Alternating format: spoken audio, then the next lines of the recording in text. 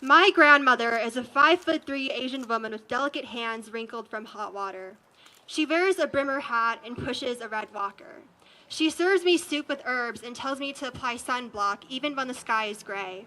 If she has whooping cough and falls and the ambulance arrives, she'll die because the first responder only speaks English and doesn't understand when she explains her fatal allergy to the penicillin in his needle.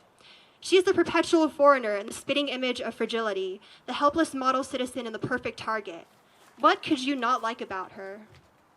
Well, maybe the fact that, upon further inspection, she's not quite the model citizen.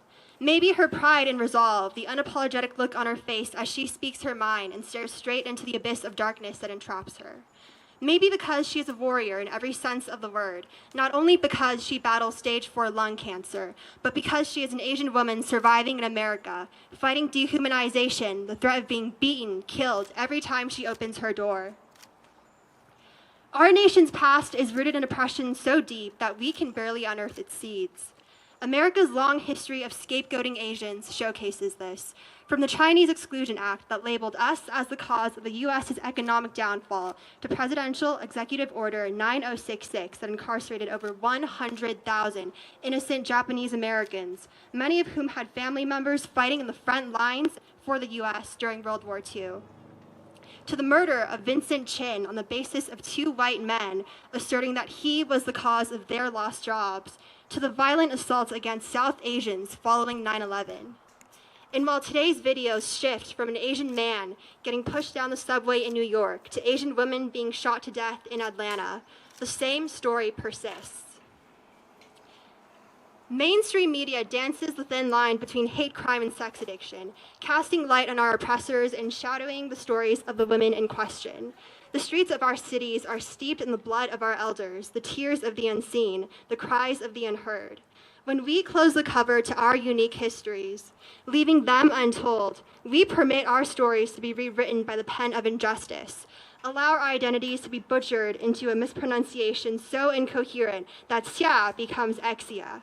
No one can tell our stories better than us, but remember that our work does not end at taking control of our narrative.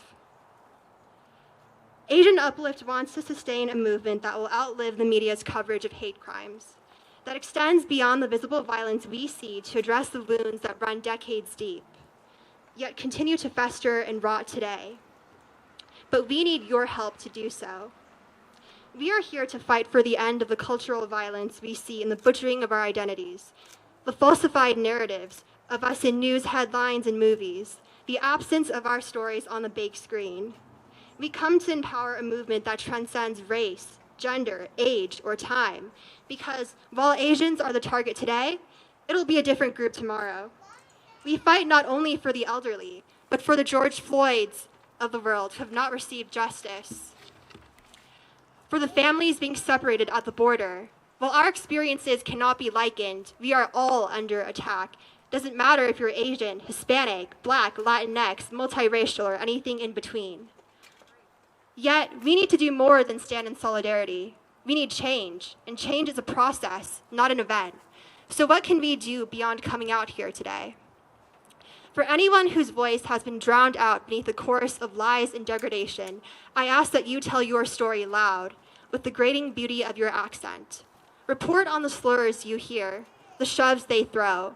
Have those hard conversations. Run for office. Call your senators to expand voter rights. Demand easier registration, transparency into the actions of officials.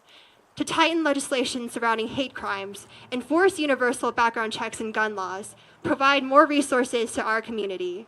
We as Asians are the fastest growing minority in the U.S. electorate, so let's give our vote to leaders who care.